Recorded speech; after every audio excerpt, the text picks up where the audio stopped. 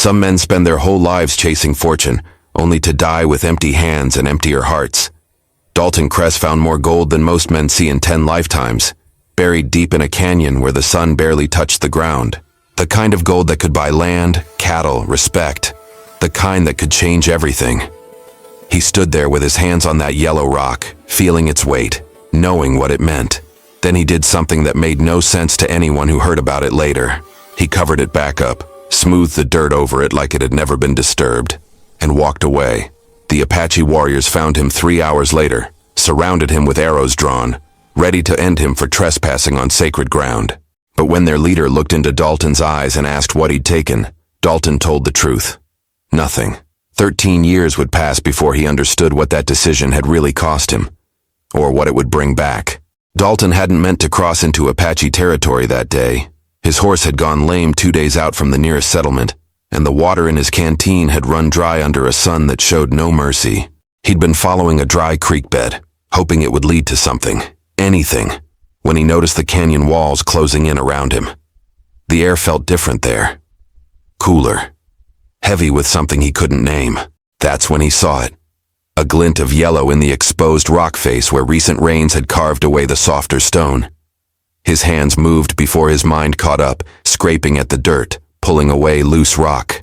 The vein ran deep, thick as his forearm, purer than anything he'd seen in 15 years of drifting from claim to claim. He could have filled his saddlebags, could have marked the location, come back with tools, filed a claim. His fingers actually closed around a loose chunk, small enough to hide, valuable enough to keep him fed for months.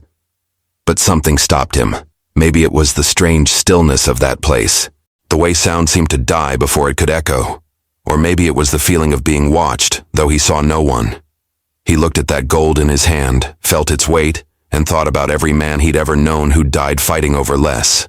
Thought about the graves scattered across the territory, markers for men whose names nobody remembered anymore, just their greed. He put the gold back. Covered the vein carefully, the way you'd tuck in a sleeping child. Made the wall look untouched. Then he kept walking, leading his lame horse, tongue thick with thirst, knowing he might die out there for want of water. The Apache found him near sundown. 6 warriors, appearing from the rocks like they'd been part of the landscape. Their leader was a man with gray threading through his dark hair, a face marked by weather and war, eyes that missed nothing. He carried himself like someone used to making decisions that kept people alive, or got them buried. "You crossed into protected ground," the leader said in clear English, his tone flat as the blade in his hand. Dalton raised his empty hand slowly. "Didn't know. Horse went lame. Lost my bearings looking for water." "What did you take?" Here was the moment. Dalton could have lied. Should have lied. These men would never know about the gold if he kept his mouth shut. But something in that leader's eyes made lying feel more dangerous than the truth. "Found a gold vein in the canyon wall. Touched it, but I left it alone. Covered it back up." The warriors exchanged looks. One of them said something rapid in their language, his tone skeptical, angry. The leader raised a hand for silence, his eyes never leaving Dalton's face. "Why would you leave it?" Dalton's throat was so dry his voice came out rough. "Wasn't mine to take. Seemed like sacred ground. Felt wrong." The leader studied him for a long moment. Then he made a gesture, and 2 warriors lowered their weapons. "I am Natan. You will come with us. We will give you water, and we will see if you speak truth." They took him back to the canyon, made him show them exactly where he'd found the gold. When they uncovered the vein and saw it untouched, saw how carefully he'd hidden it again, something shifted in Natan's expression. "Most white men would have died before walking away from this much gold," Natan said, running his hand over the exposed vein. "Why are you different?" Dalton thought about his father, drinking himself to death over a claim that never paid out. Thought about his brother, shot in the back over a disputed boundary. Thought about all the ugliness he'd seen men do to each other over the promise of wealth. "Because I've seen what gold does to people. Turns them into something less than human. Whatever I might have gained from taking it, I'd have lost something more valuable." Natan looked at him for a long time, then nodded slowly. "You will leave this place now. You will never speak of what you found here. If you do, if any white man comes looking for this gold because of your words, We will know. And you will not die quickly. Dalton nodded. You have my word. A white man's word, one of the warriors said with disgust. But Natan held up his hand again. This one I believe. Go. We will give you water and point you toward the settlement. But remember, some debts take many seasons to repay. The earth does not forget what is owed. They gave him water, food for 2 days, and let him go. Dalton walked away from more wealth than he'd ever see again, leading his lame horse toward the setting sun, not understanding what Natan's final words really meant. He wouldn't understand for 13 long years. Not until the day Natan appeared at his small ranch with his daughter, and a debt the Apache never forgot. But that morning, riding away from the gold and the warriors who'd spared his life, Dalton only knew one thing for certain. He'd made a choice. And choices like that, they had a way of coming back around. He just didn't know if that return would save him or destroy him. What he couldn't have known was that a small girl had been watching from the rocks that day, watching as her father spared the white man's life, watching as this stranger walked away from wealth that could have bought him anything. She was only 5 years old then, but she'd remember his face. Remember the moment her father called him honorable, and 13 years later, when she stood before that same man as a woman grown, she would hate him for it. 13 years changed a man in ways that couldn't be measured by gray hair or deeper lines around the eyes.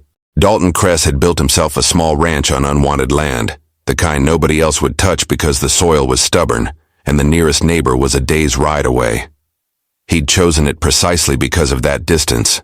Some men ran from their past. Dalton just tried to live quietly enough that it wouldn't find him. The ranch consisted of a modest cabin he'd built board by board, a corral for the 3 horses he kept, and enough land to run a small herd of cattle that barely kept him fed. He worked from sunup to sundown, his hands always busy, his mind always elsewhere. At 41, he'd grown comfortable with silence, comfortable with being alone. That's what he told himself anyway, on the nights when the quiet pressed in so heavy he could barely breathe.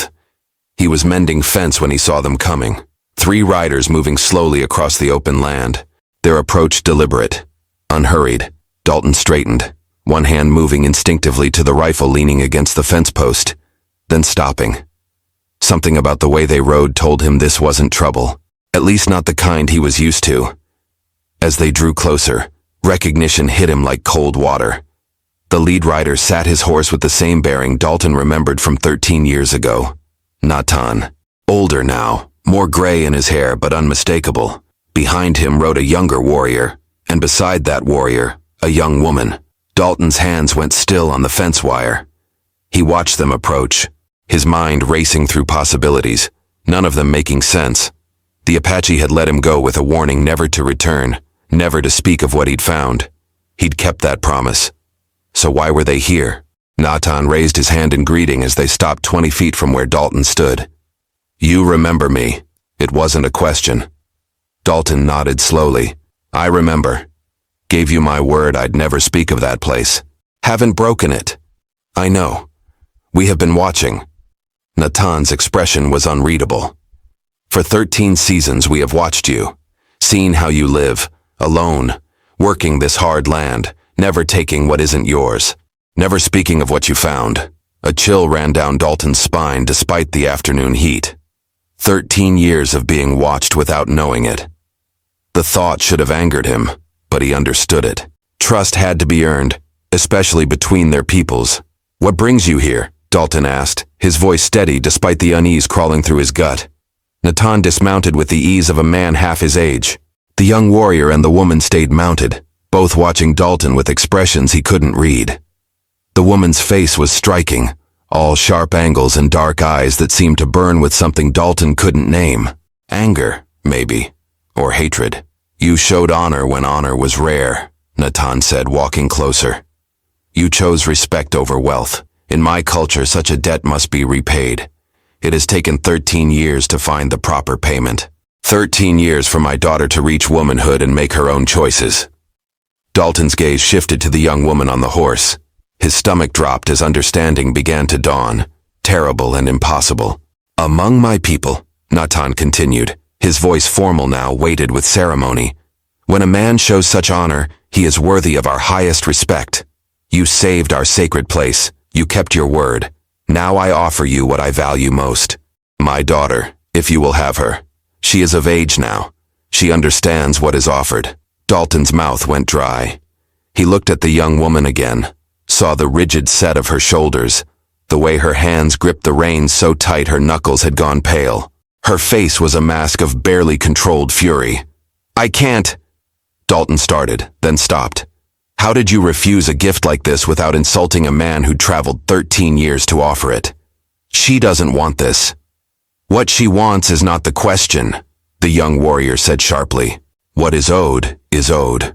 But Natan raised his hand for silence, his eyes never leaving Dalton's face. She has been told of your honor. She has been raised knowing this debt would be paid. She has agreed to come, as our tradition requires. What you build from here, that is between you and her. Dalton felt trapped in a moment he couldn't escape, caught between honor and horror. He looked at the young woman again, saw the hatred simmering in her dark eyes, and knew with absolute certainty that accepting would be cruel to them both. But refusing might be crueler still, might shame her, might insult Natan in ways Dalton couldn't begin to understand. I'm twice her age, Dalton said quietly. I live alone because I'm better that way. I have nothing to offer her. You have honor, Natan replied. That is everything. The young woman finally spoke, her English accented but clear, each word sharp as broken glass. Do not pretend you are doing me a favor by refusing. The debt is real. I will stay.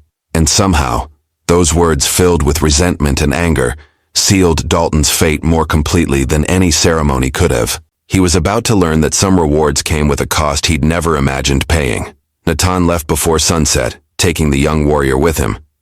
He placed his daughter's few belongings inside Dalton's cabin without ceremony, spoke to her briefly in their language, then mounted his horse. The young woman stood rigid as a fence post, watching her father ride away, her face revealing nothing. Dalton stood awkwardly near the corral, feeling like an intruder in his own life.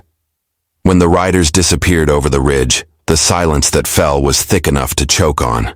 I have a name, she said suddenly, still staring at the empty horizon. It is not her or the woman, it is Kimimila. Dalton cleared his throat. That's a good name. What does it mean? Why would you care? She turned to face him then, and the contempt in her eyes hit him like a physical blow. You got what you wanted. A woman to cook, to clean, to warm your bed. Isn't that what all white men want? That's not.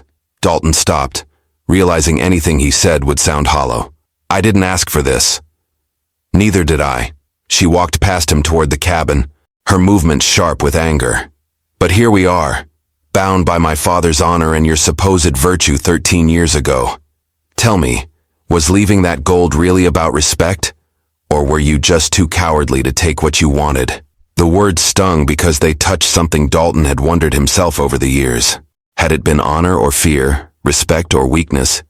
He'd never been entirely sure. Believe what you want, he said quietly, but I'm not going to force anything on you. You can have the cabin. I'll sleep in the barn. She stopped at the cabin door, her hand on the frame. For a moment something flickered across her face. Surprise, maybe. Or suspicion. Then the mask of anger returned. How generous. The white man gives me permission to sleep in his house while he plays the martyr in the barn.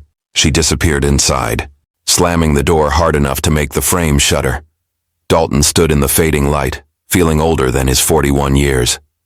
He'd faced down claim jumpers, survived 3 harsh winters with nothing but determination, and rebuilt his life from nothing. But this woman, this angry young woman who hated him for reasons both fair and unfair, might be the challenge that finally broke him. He gathered blankets from the storage shed and made himself a rough bed in the barn's loft. The horses shifted below, their presence oddly comforting. At least they didn't look at him with eyes full of contempt. Sleep came hard. He kept thinking about the cabin, about Kimimela alone in there, probably crying or raging or both. Part of him wanted to go check on her, make sure she had everything she needed. But he knew that would only make things worse. She needed space. Time. Maybe years of it. He woke before dawn to find her already up, a fire going outside the cabin, preparing food with efficient, angry movements. She didn't acknowledge him when he approached, just kept working, her jaw tight. "There's coffee," she said finally, not looking at him. "I made enough for two. Don't think it means anything." Dalton poured himself a cup from the battered pot, the coffee strong and bitter. He took a sip, searching for words that wouldn't make everything worse. "Thank you." She shot him a look of pure scorn. "You don't have to thank me for every small thing. I'm not a child." "Didn't mean to suggest you were." He sat on a log near the fire, keeping distance between them. "Just wasn't raised to take things without acknowledging them. And yet you took me." There it was again. The accusation he had no defense against, because it was partially true. He had accepted Natan's offer, even knowing she hated the idea. What did that make him? "You're free to leave whenever you want," Dalton said carefully.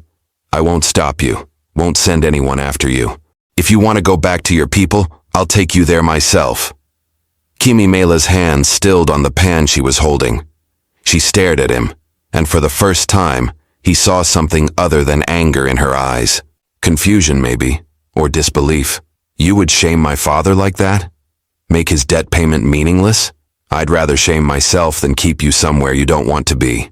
She studied his face for a long moment, searching for something. A lie, probably. Some hint of the manipulation she clearly expected from him. When she didn't find it, her expression only hardened further. "You think this makes you noble? Offering me freedom you know I can't take without dishonoring my family?" She turned back to the fire. "You are clever. Crueler than the ones who just take what they want." Dalton had no answer for that. Maybe she was right. Maybe trying to be decent in an indecent situation was just another kind of cruelty. He drank his bitter coffee and wondered how long a person could live with someone who hated them before it destroyed one or both of them. Based on the fire in Kimimela's eyes, he had a feeling he was going to find out. The question was whether either of them would survive it. The first 2 weeks passed like walking through broken glass. Every interaction drew blood in small ways. Kimimela tested him constantly, pushing boundaries Dalton didn't even know existed.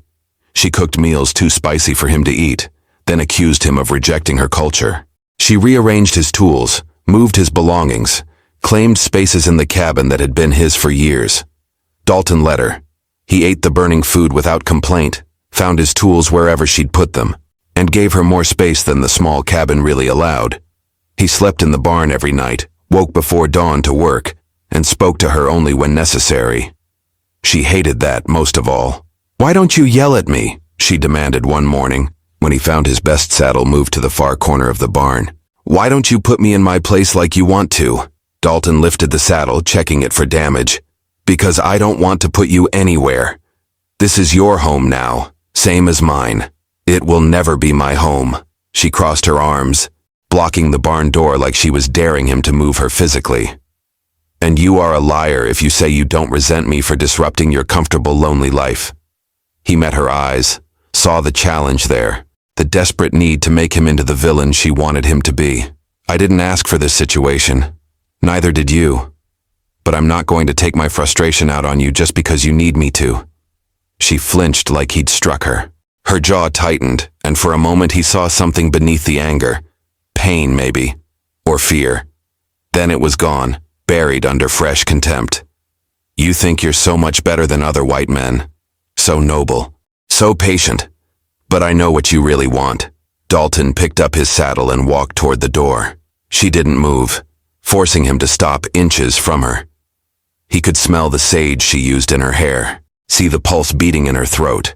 This close, he could also see how young she really was, how scared. "What I want," he said quietly, "is for you to stop hurting yourself trying to hurt me. I'm not your enemy. Kimimela, you're worse than an enemy. You're a cage that calls itself shelter." He stepped around her carefully, giving her plenty of room, and headed toward the corral. Behind him, he heard her sharp intake of breath. Like his refusal to engage had somehow wounded her more than anger would have. The pattern repeated itself daily. She would provoke, he would remain calm, and her frustration would build like storm clouds. He started teaching her the routine of the ranch without being asked, showing her how to mend fence, how to gentle the horses, how to read the weather in the sky. She learned quickly, her hands skilled and sure, but she accepted no praise. "Don't patronize me," she snapped when he commented on her fence work. "I'm not a child learning her letters. Wasn't patronizing. It's good work, that's all." She threw down her tools and stalked away, leaving him to finish alone. But that night, he found a plate of food left outside the barn door, still hot. She'd made it less spicy this time. Not an apology exactly, more like a temporary ceasefire. Dalton ate it slowly, tasting what might have been the first crack in her armor. 3 weeks in, he noticed she'd started wearing one of his old shirts when she worked. It was too large for her, hanging past her hips, sleeves rolled up multiple times. She caught him looking and glared. "My dress was impractical for the work. Don't read anything into it." "Wasn't going to," he said, but he'd noticed she'd mended a tear in the shirt before wearing it. Small, careful stitches that spoke of consideration she'd never admit to feeling. The real test came on a morning when Dalton was repairing the cabin roof and his foot slipped on the wet shingles. He fell hard, landing on his back, the wind knocked clean out of his lungs. For a moment, he just lay there, staring at the sky, trying to remember how to breathe. Kimimela appeared above him, her face pale. Her hands hovered over him like she wanted to help but didn't know how, or didn't want to reveal that she cared enough to try. "Are you hurt?" The question came out sharp, but her eyes betrayed her. Dalton managed to draw a breath, testing his ribs. Nothing broken, just bruised pride and aching back. "I'm fine, just had the breath knocked out of me." She knelt beside him, and for just a moment her hand touched his shoulder, light as a bird landing. Then she snatched it back like she'd touched fire. "You're an idiot for working on wet wood," she said, standing quickly. "If you died, I'd have been blamed for it." She walked away before he could respond, but Dalton lay there a moment longer, feeling where her hand had been. It wasn't much, barely anything at all. But it was the first time she touched him willingly, even in concern disguised as self-interest. The question was whether that tiny crack in her armor would widen or seal shut forever. Dalton needed supplies. The nearest settlement was a full day's ride, and he'd been putting off the trip for weeks, knowing it would create complications. But they were running low on flour, salt, and other necessities he couldn't produce himself. He had no choice. He was saddling his horse when Kimimela appeared, already dressed for travel. "I'm going with you," she announced, not asked. Dalton paused, cinch strap in hand. "The town isn't kind to Apache. Might be better if you stayed here." "Might be, but I'm tired of this ranch. I want to see something beyond fence posts and angry silence." She met his eyes, daring him to refuse her. "Or are you ashamed to be seen with me?" It was a trap. Refuse. And he proved he saw her as something to hide. Accept. And he'd expose her to the ugliness he knew waited in town. He chose what he hoped was the lesser cruelty. "Get your horse ready." The ride took most of the day. They barely spoke, but the silence felt different than before. Less hostile. More like two people conserving energy for what lay ahead. Kimimela sat her horse with practiced ease, her eyes taking in the landscape with the attention of someone who'd been taught to notice everything. The settlement appeared as the sun started its descent.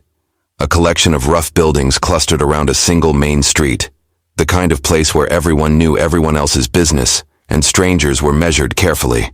Dalton felt Kimimela stiffen beside him as they rode in, saw how people stopped to stare.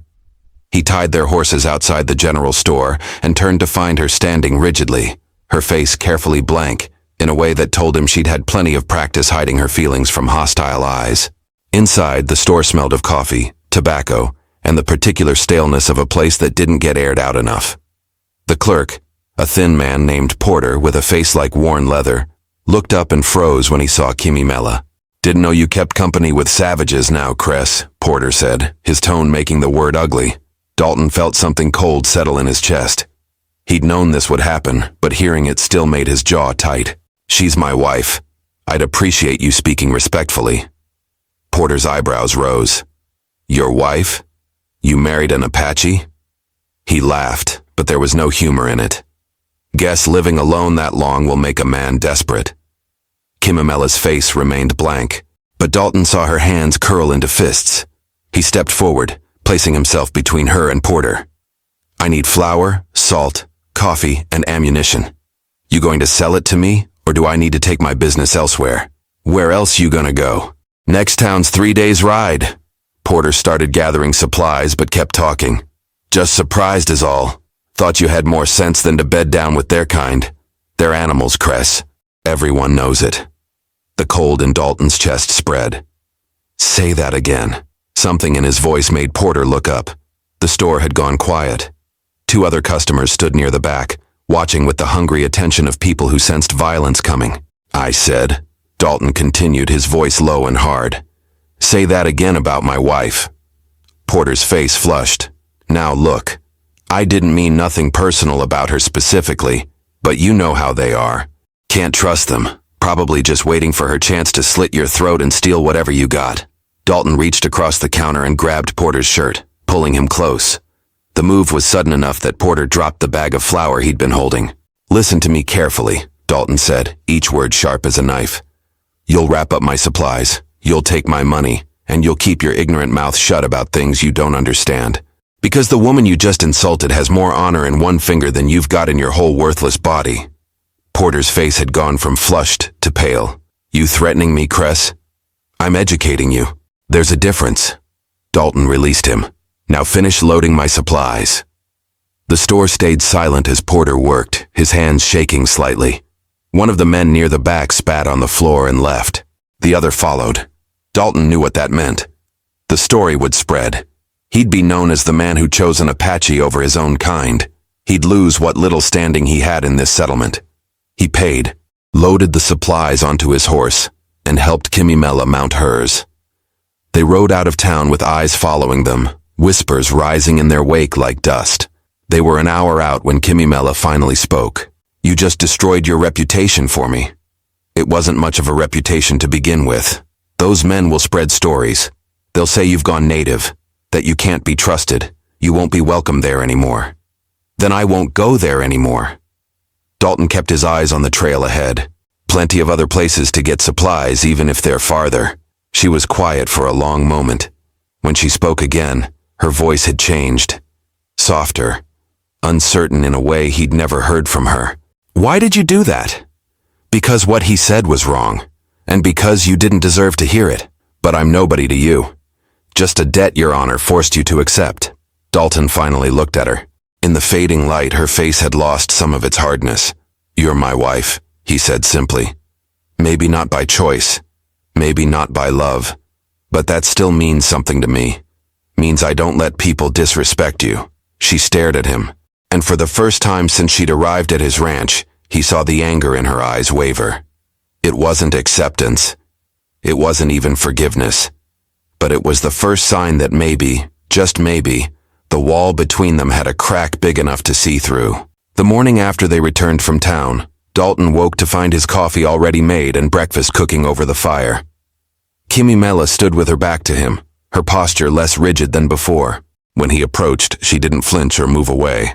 Thank you, he said quietly. She shrugged without turning. You defended me yesterday. This is just food, but they both knew it was more than that. Over the following days, something shifted between them. Not dramatically, not with grand gestures or spoken declarations, just small changes that accumulated like snow on a branch, barely noticeable until suddenly the weight was undeniable.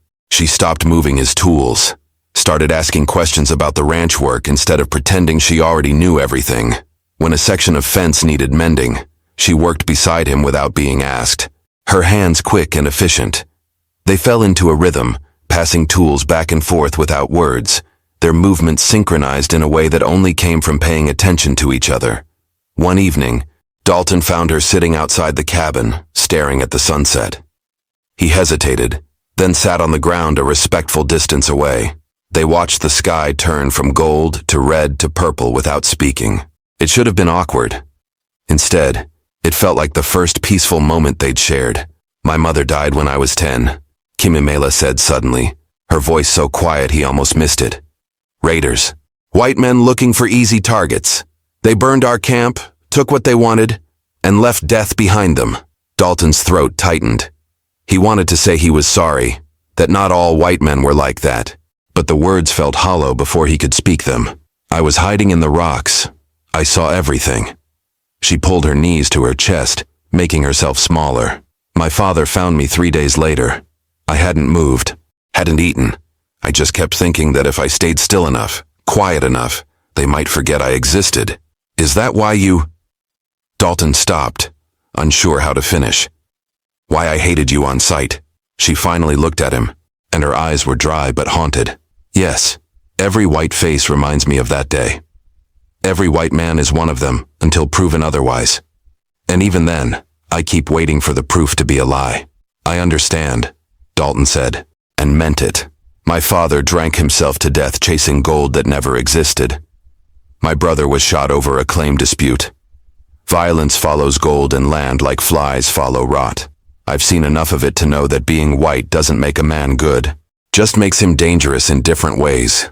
She studied his face in the dimming light. You really believe that? I've lived it. Something passed between them then. Not forgiveness, not even trust yet, but recognition. Two people who'd been damaged by the same ugly world, trying to survive in their own ways. I sleep in the cabin now, Kimimela said. You should too. The barn is cold at night. It makes no sense for you to suffer there when there's space for both of us. Dalton's heart kicked against his ribs. You sure? I wouldn't offer if I wasn't. She stood, brushing dust from her clothes. But don't misunderstand. This isn't an invitation for anything beyond sleep. I'm just tired of feeling like I pushed you out of your own home. I understand. That night, Dalton made a bed on the floor while Kimimela took the actual bed. The space between them felt both vast and impossibly small. He lay awake listening to her breathing, aware of every small sound she made, wondering if she was as conscious of him as he was of her. Dalton? Her voice came soft through the darkness. Yeah? Thank you.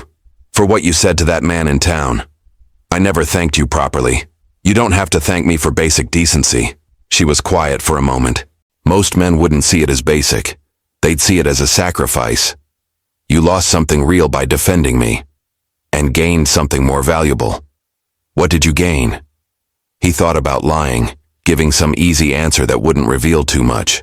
But she'd been honest with him about her pain. She deserved honesty in return. Your respect, maybe, or at least the possibility of it. That's worth more than the good opinion of men like Porter. She didn't respond, but he heard her shift in the bed, turning toward where he lay. Through the darkness, he felt her gaze on him, considering, weighing, measuring. You are different, she said finally. I didn't want to see it. I wanted you to be like the others so I could hate you cleanly. But you keep proving me wrong. Is that a bad thing? I don't know yet. Her voice carried something that might have been the beginning of warmth. Ask me again in time. Dalton lay in the dark, listening to her breathing even out into sleep, and felt hope for the first time since Natan had appeared at his ranch with an impossible gift. The wall between them hadn't fallen, but more cracks were forming, and through those cracks, he could see the woman she might let herself be if she stopped fighting so hard against the possibility of something good. 3 months had passed since the day in town. The ranch settled into rhythms that felt less like cohabitation and more like partnership. Kimimela had stopped treating every kindness as a trap. Dalton had stopped walking on eggshells around her anger. They worked together, ate together, and at night shared the cabin with an ease that surprised them both. But they still kept careful distance between them, still avoided touches that lasted too long, still pretended the growing awareness between them didn't exist. That pretense shattered on a day when storm clouds gathered with dangerous speed. Dalton was working in the far pasture when he saw them coming, massive and black, the kind that brought lightning and flooding.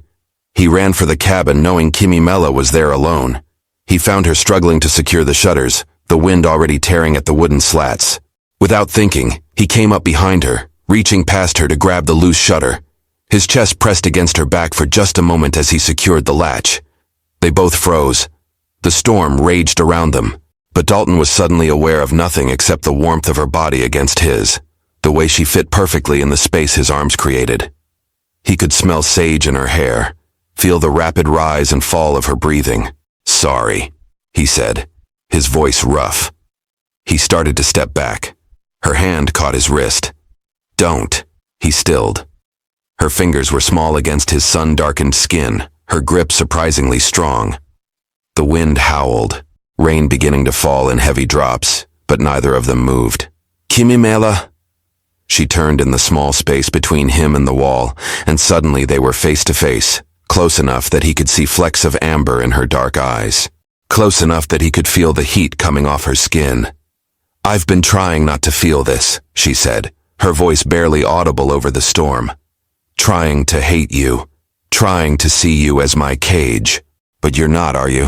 You never were." "No." Dalton's hand moved almost of its own accord, brushing a strand of wind-blown hair from her face. She didn't pull away. "I've been trying not to feel it too. Thought it would be wrong? You were given to me like property. How could anything good come from that? But you never treated me like property." Her eyes searched his face. "You gave me choices. Space. Respect. Even when I threw it back in your face with contempt. Why? Because that's not who I am." His hand still hovered near her face, not quite touching. "And because somewhere along the way, you stopped being a debt I'd accepted and became someone I wanted to know. Someone I wanted to deserve." The words hung between them, heavy with meaning. Rain pounded the roof now, the storm fully upon them. But inside this small space, the air felt charged with something more dangerous than lightning. "I don't know how to do this," Kimimela whispered. "How to want someone I thought I'd hate forever. How to trust when trust has only brought pain before. We could figure it out together. If you wanted." Dalton made himself take a half step back, giving her room to refuse him. "Or we could keep things as they are. I won't push. I promised you that from the beginning." She looked at him for a long moment, and he saw the war happening behind her eyes. Fear battling something else. Something that looked like hope. "I'm tired of being afraid," she said finally. "Tired of letting what happened to my mother control every choice I make. Those men took everything from me when I was 10. I won't let them take this too." "Take what?" Instead of answering, she rose on her toes and pressed her lips to his. It was brief, tentative, more question than answer. When she pulled back, her eyes were wide, surprised by her own boldness. Dalton stood frozen, his heart hammering so hard he was sure she could hear it. 13 years ago, he'd walked away from enough gold to buy everything he'd ever wanted. In this moment, he realized he'd been repaid with something infinitely more valuable. Not just a woman, not just a companion, but someone who'd chosen him despite every reason not to. Someone who'd fought her own fear and won. Was that... She stopped, uncertain for the first time since he'd known her. "Did I misread?" He answered by cupping her face gently, giving her every chance to pull away, to change her mind. When she didn't, when she leaned into his touch instead, he kissed her with all the patience he'd learned over these months. Gentle, careful, like she was something precious that might break if handled roughly. The storm raged outside. Inside, something else entirely was being born. When they finally broke apart, both breathing hard, Kimimela rested her forehead against his chest. "I don't know what happens now. Neither do I." Dalton's arms came around her, holding her close but not tight, always giving her the option to leave. "But we'll figure it out, together, if that's what you want." She looked up at him, and for the first time since she'd arrived at his ranch, she smiled, really smiled. It transformed her face, made her look younger, lighter, like a weight had been lifted. "Yes," she said simply, "that's what I want." Outside, the storm continued. But inside the small cabin, two people who'd been strangers bound by duty had become something else entirely. Something chosen, something real. And Dalton finally understood what Natan had meant all those years ago about debts taking time to repay. The Apache leader hadn't been punishing his daughter or rewarding Dalton. He'd been giving them both something they couldn't have found any other way. A chance at something neither of them knew they needed. 6 months after that storm, Dalton woke to find Kimimela already up, standing in the doorway watching the sunrise. Something in her posture made him uneasy. Too still, too thoughtful. "What's wrong?" he asked, coming to stand beside her. She didn't answer immediately. When she did, her voice was quiet. "My father is coming. I saw the smoke signals yesterday from the ridge. He'll be here by midday." Dalton's stomach tightened. In all these months, Natan hadn't returned, hadn't checked on his daughter, Dalton had started to believe maybe the Apache leader had simply trusted his choice and let them be. Now, faced with the reality of Natan's return, he wondered what the man expected to find. "Are you worried?" Dalton asked carefully. "I don't know what I am."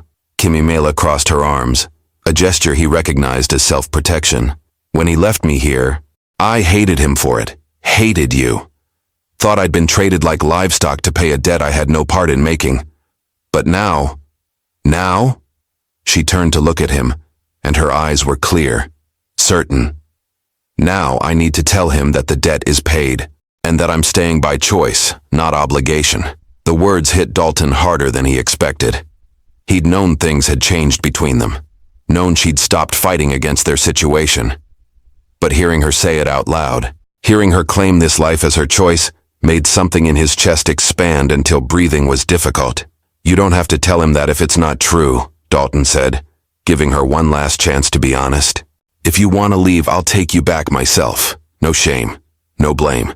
She stepped closer, taking his hand, her fingers intertwined with his, a gesture that had become natural between them but still made his heart race. "You still don't understand, do you? After all this time, after everything, you still think I might be here out of duty?" She shook her head, but she was almost smiling. "I love you, you stubborn man. I don't know when it happened.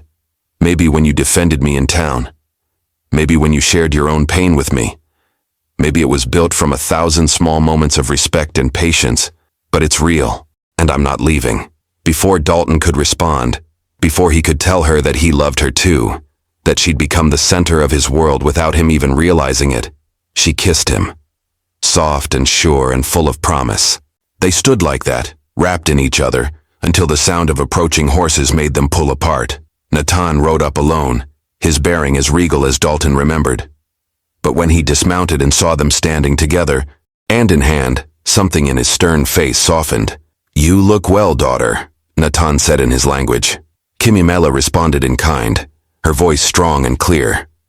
They spoke for several minutes while Dalton stood awkwardly to the side, understanding nothing but the tone. It was respectful, honest, and ultimately, warm. Finally, Natan switched to English, addressing Dalton directly. "She tells me you have treated her with honor, that you gave her choice when you could have demanded obedience, that you protected her when it cost you standing among your own people. She deserved nothing less," Dalton said simply. Natan studied him for a long moment, then nodded slowly.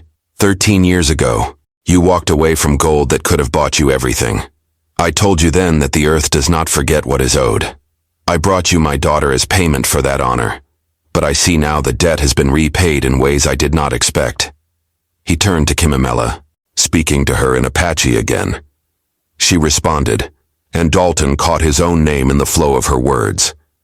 Whatever she said made Natan's expression shift into something that might have been approval, or satisfaction, or both. "My daughter says she chooses to stay. Not because duty demands it, but because her heart does." Natan looked between them. "This is the truest payment I could have offered. Not just a woman, but a woman who chooses freely. That is the rarest treasure." He clasped Dalton's shoulder, the gesture carrying weight. "You left gold in the ground and found something more valuable. Most men never learn that lesson. I am glad my daughter found one of the few who did." Natan mounted his horse, but before leaving, he spoke once more to Kimimela. This time, Dalton heard the warmth in the old warrior's voice, saw the quick brightness in Kimimela's eyes as she embraced her father. Then Natan rode away, disappearing over the ridge as suddenly as he'd appeared. Kimimela turned to Dalton, and in the morning light, she looked radiant, happy in a way he'd never seen before. "He gave us his blessing," she said. "Said that 13 years ago, you proved yourself worthy of respect. Today, you proved yourself worthy of love." Dalton pulled her close, resting his chin on top of her head, feeling the steady beat of her heart against his chest. 13 years ago, he'd made a choice that seemed like it cost him everything. Walked away from wealth that could have changed his life. But standing here with Kimimela in his arms, understanding that she'd chosen him freely, that love had grown in the space where resentment once lived, he finally understood what real wealth meant. Gold stayed buried and worthless, but honor, respect, and love, Those paid dividends that multiplied across years. The Apache had repaid him not with something taken, but with something earned. Not with obligation, but with choice. And that made all the difference. Some debts took 13 years to repay. But when they finally were, they were worth every moment of the wait. If you enjoyed this story, click the video on your screen now to watch another unforgettable tale where destiny and courage collide in ways you never expected. Don't forget to subscribe and consider a super chat to help us keep bringing you more stories like these. Your support means everything to us.